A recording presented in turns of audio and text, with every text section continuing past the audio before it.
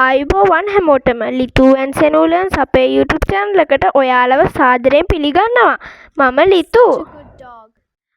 මම සෙනෝ. අද අපි කතා කරන්න යන්නේ අපේ හොඳම යාළුවෝ දෙදෙනෙක් ගැන. ඒ තමයි බල්ලෝ සහ පූසෝ.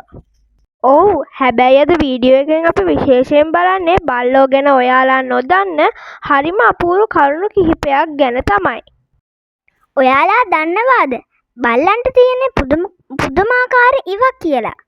අපිට වඩා 40 ගුණයකටත් වඩා වැඩි ඉවක් බල්ලන්ට තියෙනවා.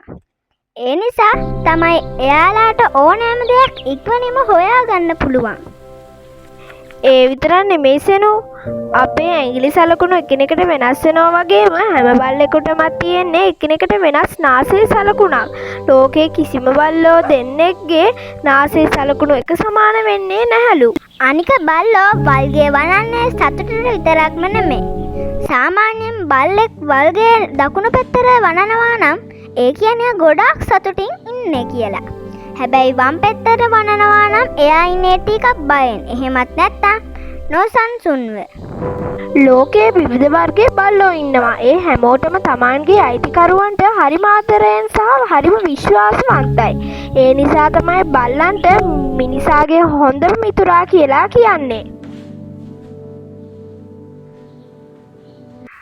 අද ඔයාලා බල්ලෝ ගැන අලුත් දෙයක් ඉගෙන ගන්න ඇති කියලා අපි හිතනවා. ඊළඟ වීඩියෝ එකෙන් අපි පූසෝ ගැන කතා කරමු නේද සෙනු? ඔව් ලිතු. එතකන් අපේ වීඩියෝ එකට ලයික් එකක් දාලා ලිතු ඇන් සෙනු ලර්න්ස් අපේ channel එක subscribe කරන්න අමතක කරන්න එපා.